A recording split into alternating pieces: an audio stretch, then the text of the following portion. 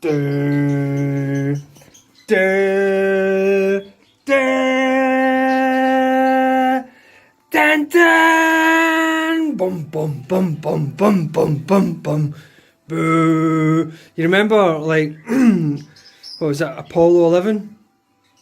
When, to get them to survive, they had to make the round thing fit in the square hole, or the square thing fit in the round hole. Well, that's a wee bit what I feel like today. On today's Barnaby's Hungarian household adventure, where we have a dishwasher and we have a washing machine, but we only have one tap, which has been in here since I don't know when, and the valve at the top is already giving me concern, because when I plugged in one of the appliances, certain ways when I screwed it, it was leaking water out of the top part. Now if that goes, then I'm going to be in a whole stack of trouble, because it means I need to turn off the main water supply until I get a new one of these, this top part, whatever the hell this is. I have no idea, I'm not a plumber. But I did successfully manage to go to the Hungarian hardware store, and in my best Hungarian, ordered some parts. And obviously they weren't the perfect size, so ideally, you know, you would have that, and then that, and that, and then you would plug the appliances into that, or something like that. But as it stands, I then had to order extras, because obviously the taps are different sizes, because why wouldn't they be? Why would they not make these sort of things the same size? I don't know. But let's see if I can turn one tap into two different appliances that don't leak or explode or electrocute me. We'll see. Let the fun begin. I figure while I'm here, I may as well be useful and try and bestow some amateur DIY person knowledge for anybody who ever feels like attempting any of this stuff themselves. Number one, if you're going to change anything to do with water or gas, then make sure you know where all the stop valves are, and make sure none of them have seized. So normally turn the water off and then make sure they've not seized. You can try something, a wee oil spray, a de-seizer to unseize. The rose bushes outside keep scratching me. If you thought the animals were abusing me, no, it's just the rose bushes. You can sometimes spray some oil-based lubricant and then leave it for a while, and it'll work its way in, and sometimes that will unseize it, especially when you're working with old stuff that's not been turned in quite a while.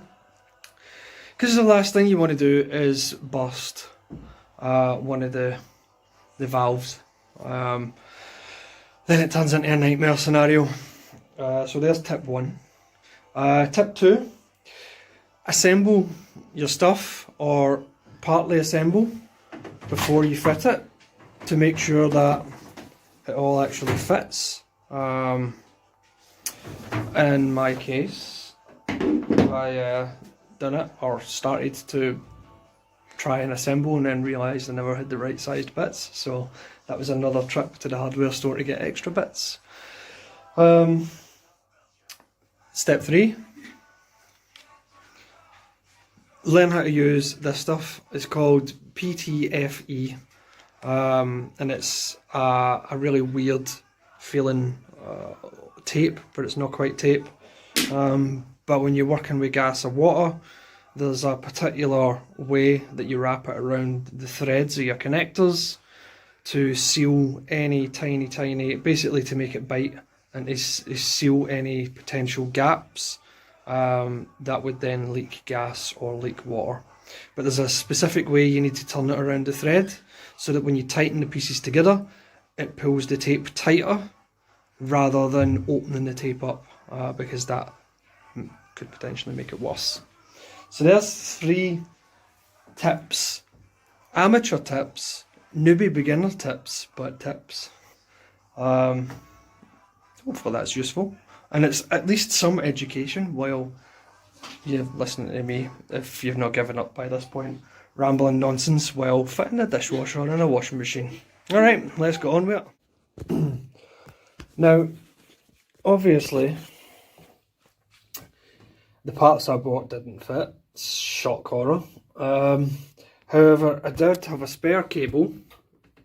Spare one of these, thankfully. So I've managed to possibly engineer a spaghetti junction fix. Now, how well this is going to work, I don't know. Water comes into the wall, comes into the pipe. If the water pressure is strong enough, travels up the pipe, goes to this junction box. These can be turned on and off, and from here, this one goes kind of directly into the dishwasher. However, this one goes indirectly, because it's a very long cable, so it goes all the way down the back, actually wraps itself around the wooden support beam of the house, comes back out, and then goes into the washing machine. So these are on, so and a couple of S hooks just to support this, so that I can see what the hell's going on until I finalise a solution. So let me just turn these off, and here's big moment number 1. Let me turn the water supply in the wall back on.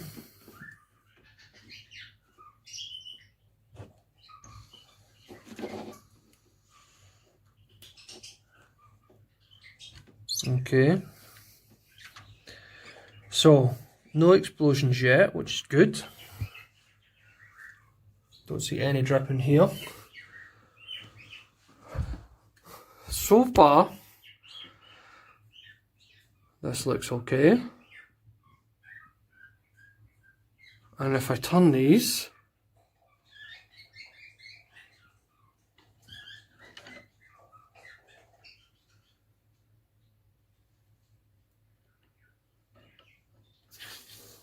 oh, I hear the water flooding through the pipe. Oh, I've seen a drip of water there. Oh, I see a wee bit of water coming.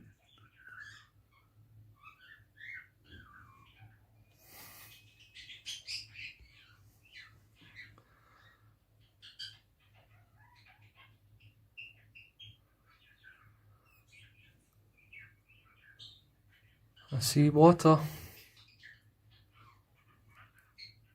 Okay, so I might need to tighten that up a little bit. That's unfortunate. At least the water's no pushing it, so... Okay.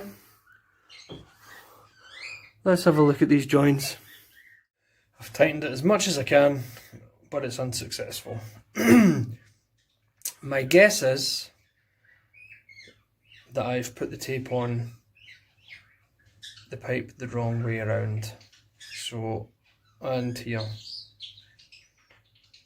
Because I really... It destroys my brain trying to think about what way I should wrap the tape around the thread. Sometimes the simple things perplex me. So I'll turn the water off again, take these apart and try putting the tape on the opposite way and see if that stops the leaks. Because it's only leaking at a couple of joints, not all of the joints. So fingers crossed, it's just me being a numpty and putting the tape on the wrong way. Live and learn. Live and learn. Right, here we go again. So I've taken it off, done some serious tightening, applied new tape to a couple of spots. Will it hold this time? So both valves are open, so it should just flood straight through. Let's engage.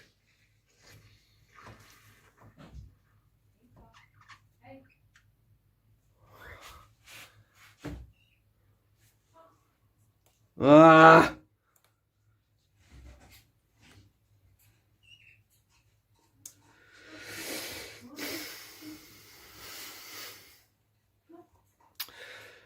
So it appears that my solution is not... It's actually leaking from pretty much every point. So I feel that this experiment has been a failure so far. Back to the drawing board. That's a no for Spaghetti Junction.